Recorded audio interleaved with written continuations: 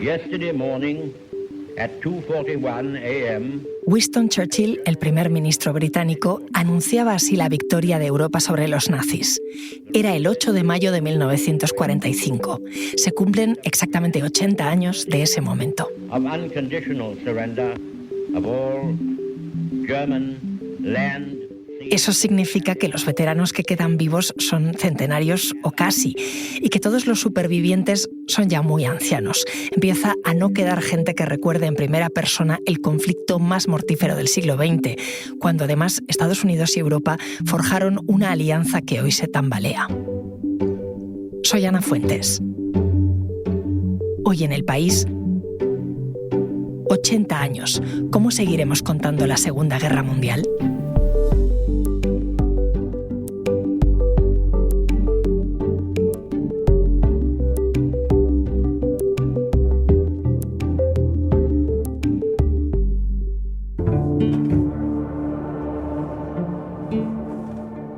Alemania se ha rendido. La victoria será proclamada hoy a las 15 horas en las capitales aliadas. Ese fue el titular de portada del diario francés Le Figaro el 8 de mayo de 1945. Es el día que se considera como el fin de la Segunda Guerra Mundial en Europa, justo 9 días después del suicidio de Adolf Hitler. Lejos del continente todavía continuaría unos meses, hasta después del ataque nuclear de Estados Unidos a Japón en agosto de aquel año. Hola, Marc. Hola, Ana. Marc Bassets, te he llamado porque has sido corresponsal del País en 2 países clave en esta efeméride. En Francia, hasta hace unos meses, y ahora estás en Alemania. Este día, el 8 de mayo, se va a celebrar también en otros países como Reino Unido, también en Rusia, que ya tiene todo preparado en la Plaza Roja de Moscú para el desfile militar. Pero los 2 países en los que tú has trabajado son 2 países clave en el fin de la Segunda Guerra Mundial en Europa. Sí, Ana, y son países además que durante estos 80 años han representado modelos distintos de memoria, maneras distintas de enfocar el recuerdo y el estudio de esta historia, de la historia de la Segunda Guerra Mundial y lo que significó. Para Francia, aquello fue una victoria. Francia estuvo en el lado, o se situó en el lado de las potencias vencedoras de la Segunda Guerra Mundial. Para Alemania nazi fue una derrota. ¿Hay algún cálculo o censo de cuántos supervivientes de la Segunda Guerra Mundial pueden todavía contar aquello en primera persona?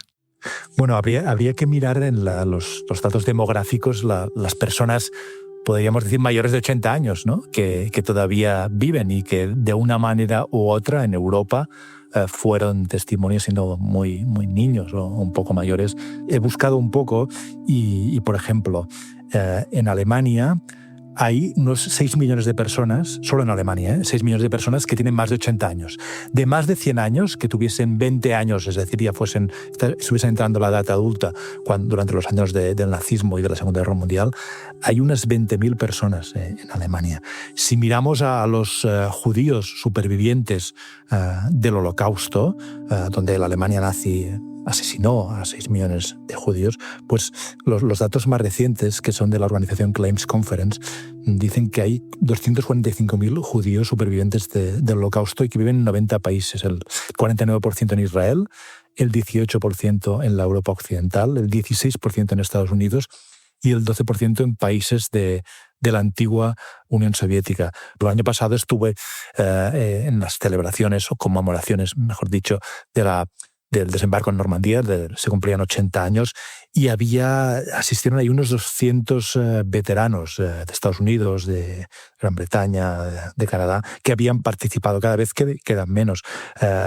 En abril del 2020, en plena pandemia, y a causa del coronavirus, murió un hombre que se llamaba Rafael Gómez Nieto y fue el último superviviente de la 9. La 9 es la compañía de soldados republicanos españoles que fueron la avanzadilla que en el verano del 1944 participaron en la liberación de París. The biggest, most amphibious part of the war, we would make history that day. Fíjate, estamos escuchando en una entrevista para Reuters a uno de los veteranos estadounidenses que participaron en las celebraciones a las que fuiste de los 80 años del desembarco de Normandía. Es Fred Ayton y era ya muy, muy mayor. Es decir, que va a pasar como con la Guerra Civil Española en breve, ¿no? Que prácticamente todas las personas que la vivieron han fallecido ya y que las generaciones más jóvenes van a escuchar lo de la guerra como algo mucho más lejano. Sí, Ana, al morir los últimos supervivientes, los testimonios directos de aquellos hechos, desaparece la memoria, desaparece lo que algunos historiadores llaman la transmisión directa. Ya no habrá personas a quien alguien les haya contado lo que pasó porque esta persona que lo cuenta estuvo. Lo que es memoria todavía, lo que es memoria viva, pasará definitivamente a ser historia para los libros y para los museos. Justamente citas los libros, los museos, la cultura. Esa es una manera de recordar, aunque ya no queden supervivientes. Mi compañera Belén Remacha estuvo charlando de eso precisamente con Guillermo Altares, que es el redactor jefe de Cultura del País, porque él tiene una lista larga, es un tema que le apasiona.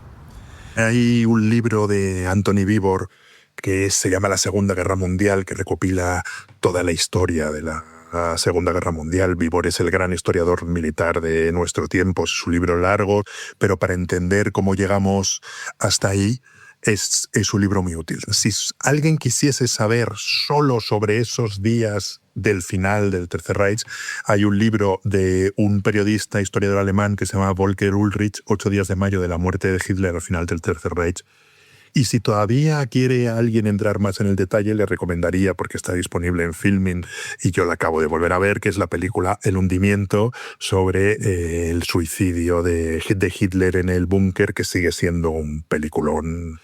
Sigue habiendo novedades, sigue habiendo cosas relativamente poco estudiadas. Por ejemplo, acaba de salir otro libro también muy, muy gordo de un profesor francés que se llama Olivier Dieborca, Historia total de la Segunda Guerra Mundial, y ahí plantea cómo la idea de superioridad racial, de que unos seres humanos son superiores a otros y por lo tanto tienen derecho sobre su vida y sobre su muerte, fue algo que marcó la Segunda Guerra Mundial de una manera brutal, en la que no solo participaron los nazis, sino muchos otros países que entraron en guerra. El Holocausto fue un crimen colectivo. Evidentemente lo ejecutaron los nazis, pero no estuvieron solos. Recuerdo que entrevisté hace muchos años en Budapest a una superviviente del Holocausto que se llamaba Agnes Heller, que luego fue una gran filósofa, que luego sobrevivió al comunismo y se exilió. Ella sobrevivió al gueto de Budapest. Y cuando le pregunté sobre ese tema, me dijo, pero si aquí vino Aldo Hellmann con 2 SS, esto lo hicieron los húngaros. Y, por ejemplo, eso es un tema sobre el que se está empezando a reflexionar, que obliga a muchos países a mirar su pasado de una manera desagradable, porque países que han construido... Marc, ¿tú qué lecturas me recomiendas sobre la Segunda Guerra Mundial o sobre el Día de la Victoria? Bueno, es larga la lista, inagotable, ¿no? Pero te citaré un par de libros que estoy leyendo y que he leído estos días. Uno es de Antoni Víbor, ¿no? El historiador militar que citaba Guillermo, y es un libro específico sobre la caída de Berlín. Berlín, la caída en 1945. Es magnífico, además de ser un gran historiador. Víbor es un gran escritor. Luego otro libro también traducido al español, que es Una mujer en Berlín, se publicó anónimamente, aunque luego se supo que la autora era una periodista que se llamaba Marta Hillers, y es un diario escrito por una mujer en Berlín entre el 20 de abril del 45 y el 22 de junio del 45, es decir, cuando cae el nazismo y el Ejército Rojo entra en Berlín, y es un testimonio en primera persona terrible, ¿no? de la ciudad y sobre todo la violencia y las violaciones masivas de mujeres que perpetraron muchos soldados rusos. Y luego hay otro libro que no está traducido, pero que a mí me fascina, que es de un autor alemán que se llama Walter Kempowski, y el libro se titula en alemán Das Echolot, que quiere decir el sonar, ¿no? El instrumento que se utiliza para detectar objetos submarinos. Este libro que hizo Walter Kempowski no escribió en una línea del libro. Recopiló testimonios de diarios, de libros, de discursos de cada día a día del año 45. Es como una especie de obra coral colectiva que da una visión y una presencia viva de lo que fue aquel momento en la historia de Europa y de Alemania. ahí queda reflejada la memoria, pero ¿y cómo es el relato oficial? Antes me hablabas de esos modelos de historia, de esos modelos de memoria. Vamos a compararlos, empezando por Francia, si te parece, porque cualquiera que conozca Francia sabe que la Segunda, también la Primera Guerra Mundial, está muy presente en el día a día, ¿no?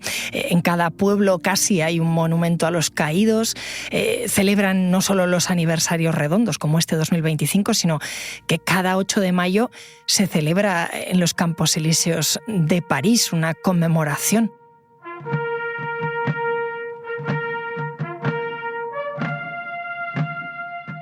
Esto, por ejemplo, que escuchamos es ese homenaje de 2023.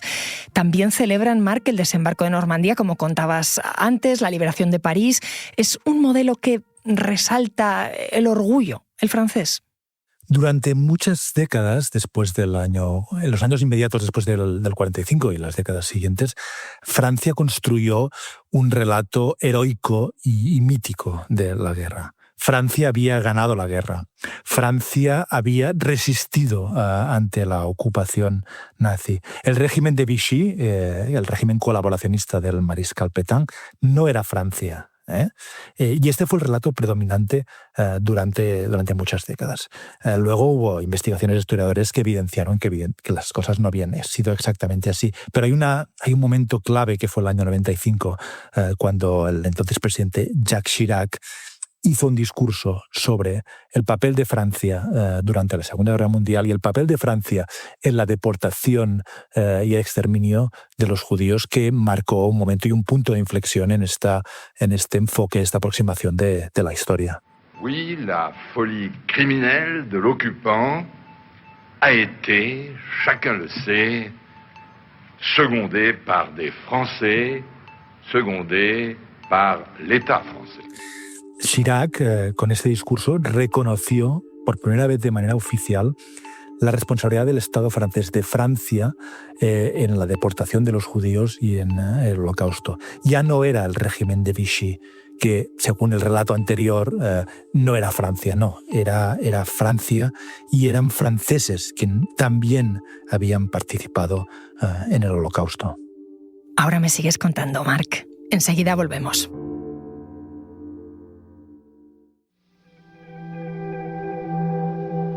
Marc Bassets, me estabas hablando de los dos modelos europeos de memoria sobre la Segunda Guerra Mundial. Me has contado el de Francia y te faltaba el de Alemania, el del país donde eres corresponsal ahora. Claro, Alemania es un caso muy distinto porque es el país de los perpetradores del Holocausto, de la Shoah, y también el país que inició la Segunda Guerra Mundial, y el país de Hitler y del nacionalsocialismo, y el país derrotado, además, que capituló en esta fecha del 8 de mayo del año 45. Alemania tardó tiempo en asumir la responsabilidad y en afrontar los crímenes de su historia, pero con el paso de los años y sobre todo a partir de los años 60 lo acabó haciendo de una manera que se ha considerado ejemplar en todo el mundo y en Europa. Ningún país ha estudiado de manera tan profunda y seria los crímenes de su historia. Ningún país ha asumido de esta manera la responsabilidad por estos crímenes como ha hecho Alemania, ¿no? Y bueno, desde la educación, donde los niños en las escuelas visitan los campos de concentración y aprenden esta historia y estos crímenes perpetrados por sus antepasados, en muchos casos por sus abuelos. Y esta historia define en muchos aspectos la Alemania actual. La Alemania que se fundó prácticamente de cero después de la Segunda Guerra Mundial, la República Federal. Y en esta evolución, por ejemplo, hace 40 años hubo un discurso también. Richard von Weizsäcker, el que era el presidente federal en aquel momento, Weizsäcker dijo que el 8 de mayo del 1945 no solo fue para Alemania una derrota, también fue una liberación. Es decir, estaba diciendo que los países que derrotaron a Alemania, los aliados, la Unión Soviética, Estados Unidos y sus aliados occidentales, también ayudaron a liberar a Alemania y a los alemanes del nazismo. Y 20 años después, en el 2005, se inauguró en Berlín el monumento a los judíos asesinados en Europa, a las víctimas del Holocausto. Este monumento tiene un significado muy, muy especial y es muy importante para entender la relación de Alemania con su historia. Ningún otro país en el mundo ha construido en el centro de su capital, porque este monumento está verdaderamente en el centro mismo de Berlín, un monumento dedicado a las víctimas de los crímenes cometidos por este propio país. Y sin embargo, fíjate, ahora en 2025, por primera vez desde la Segunda Guerra Mundial, un partido de ultraderecha, Alternativa para Alemania, ha quedado segunda fuerza en unas elecciones. ¿Cómo se explica esto, Marc? Bueno, se explica por motivos políticos y sociales que no tienen nada que ver con la historia. Pero también es verdad que es un partido que tiene otra visión de la historia. Por ejemplo, hay dirigentes de Alternativa para Alemania que dicen de alguna manera que hay que dejar de obsesionarse tanto con Hitler, con el nazismo y con la Segunda Guerra Mundial, y que la historia de Alemania es mucho más que eso y tiene grandes páginas gloriosas que habría que recordar también y dejarse de focalizar y obsesionar con estos 12 años de nazismo. ¿Hasta qué punto el éxito de un partido como Alternativa por Alemania evidencia un fallo en el trabajo de memoria histórica? Esto es para debatir. El otro día estaba conversando con un historiador muy interesante alemán que se llama Perleo, y él me decía que tampoco hay que depositar tantas esperanzas en el estudio de la historia y en la memoria histórica y en la educación sobre el pasado y sobre los crímenes pasados que puede haber cometido un país. Es decir, no es la solución para todo, ni es el antídoto, ni la vacuna contra la repetición de la historia.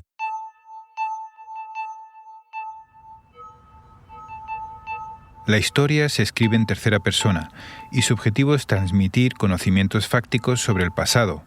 La memoria, en cambio, solo puede contarse en primera persona, ya sea singular o plural. Y no es puramente objetiva ni estrictamente descriptiva, sino que nos interpela, nos insta a actuar. La diferencia fundamental es, por tanto, que mientras la historia trata realmente del pasado, el recuerdo en realidad se orienta hacia el presente y el futuro. Y esa es también la razón por la que es posible recordar y, sin embargo, olvidar. Estos meses se cumplen 80 años de muchas cosas. Una de ellas es la liberación del campo de concentración de Buchenwald. Esto que escuchamos es un fragmento del discurso que iba a pronunciar el filósofo israelo-alemán Omri Böhm por la conmemoración de esa liberación en Alemania. Un discurso que fue cancelado por las presiones de la embajada israelí en Berlín. El discurso, por cierto, se puede leer íntegro, lo publicamos en El País el 12 de abril. En otras palabras, lo contrario del olvido no es solo conocer el pasado, sino también acatar en el futuro las obligaciones que nos impone dicho pasado. Marc, Böhm justo hacía la distinción de la que me hablabas al principio entre historia y memoria. La embajada de Israel en Berlín vetó el discurso del filósofo Omri Böhm en Buchenwald por las críticas de este filósofo al gobierno de Netanyahu, a su política y a la guerra en Gaza, y la acusaba de minimizar el holocausto, lo cual no es cierto. Omri Böhm es descendiente de supervivientes del holocausto. Este filósofo hablaba de la importancia de no olvidar, pero sobre todo se preguntaba qué significa el nunca más, que es esta palabra es preceptiva y que ha marcado la Alemania moderna. Nunca más. ¿Qué significa nunca más? La afirmación nunca más solo es válida en su acepción universal, y solo así podrá estar a la altura de su formulación particular. Sobre todo porque un mundo en el que los judíos sean los únicos en sustraerse a la guerra de exterminio que sufrieron en el pasado será un mundo en el que no estarán a salvo de otras guerras de exterminio.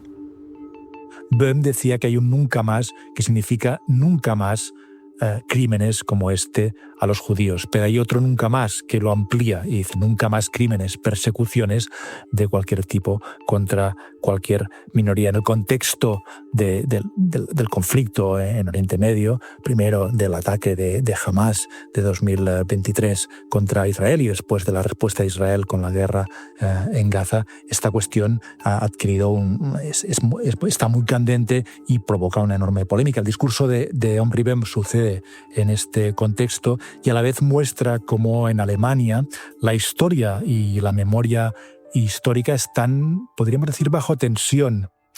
Está en una posición incómoda Alemania en esta celebración, teniendo en cuenta que se produce a la vez que la masacre de Israel. Bueno, para Alemania, debido precisamente a esta memoria histórica, debido a que Alemania ha ido tan lejos al asumir sus responsabilidades, algunos dirán incluso su culpa, ha sido tan seria y tan profunda que Alemania siente un deber especial hacia el Estado de Israel. Angela Merkel, la ex canciller, dijo hace unos años que para Alemania, Israel es una razón de Estado. La crítica que se hace a Alemania actualmente y que es especialmente más aguda desde el año 2023, desde que empieza la guerra en Gaza, desde el ataque de Hamas y luego la guerra en Gaza, es que este compromiso ha llevado a Alemania a evitar las críticas al gobierno actual de Israel, al gobierno de Netanyahu, y a cancelar o a evitar o a silenciar a voces muy críticas con el gobierno de Israel, debido a esta razón de Estado y, en el fondo, debido a la memoria histórica y al trabajo de memoria que ha hecho Alemania. La historia común de Occidente la marcó la Segunda Guerra Mundial y también marcó una alianza crucial entre Estados Unidos y Europa. Aprovechando que fuiste también corresponsal en Washington, Marc, ¿cómo ha cambiado ese relato también, no? Sí, ha cambiado enormemente desde en los últimos años y sobre todo desde el regreso de Donald Trump a la Casa Blanca el pasado enero. La Guerra Mundial marca la victoria de los aliados contra el nazismo y la derrota del nazismo, y marca el inicio de la Guerra Fría, porque los aliados son la Unión Soviética de Stalin, otro tirano sanguinario como Hitler, y de las democracias occidentales. Pero ahora hay una crisis entre estas democracias. Y la gran paradoja es que cuando se cumplen 80 años del fin de la Guerra Mundial, el líder, lo que antes se llamaba el líder del mundo libre, es Donald Trump, y es un líder, entre comillas, del mundo libre que busca la alianza con el líder de una Rusia bastante nostálgica de esta época stalinista como es Vladimir Putin. Y ese es el contexto geopolítico actual, por supuesto también la guerra de Rusia en Ucrania. ¿Y a partir de ahora qué, Marc? ¿Va a seguir siendo la Segunda Guerra Mundial uno de los grandes temas de debate de las próximas décadas, de nuestros nietos? Yo creo que sí, Ana, porque de la Segunda Guerra Mundial, el Holocausto, todo lo que aquello supuso define la identidad de muchos países y los valores por los que se definen o a los que aspiran o a los que aspiramos las democracias. Y no tengo ninguna duda de que cuando se cumplan 100 años se va a conmemorar y se va a estudiar y se van a descubrir todavía nuevos aspectos que están por explorar. Pero al mismo tiempo yo observo que hay una cierta fatiga de la historia y de las conmemoraciones. Me acuerdo de una frase que leí hace unos años del filósofo francés Paul Ricoeur, que se ocupó mucho de estas cuestiones. Decía Ricoeur, y abro comillas, «Me perturba el espectáculo inquietante que ofrece el exceso de memoria por aquí, el exceso de olvido por allá, por no hablar de la influencia de las conmemoraciones y de los abusos de la memoria y del olvido». Gracias, Marc. Gracias, Ana.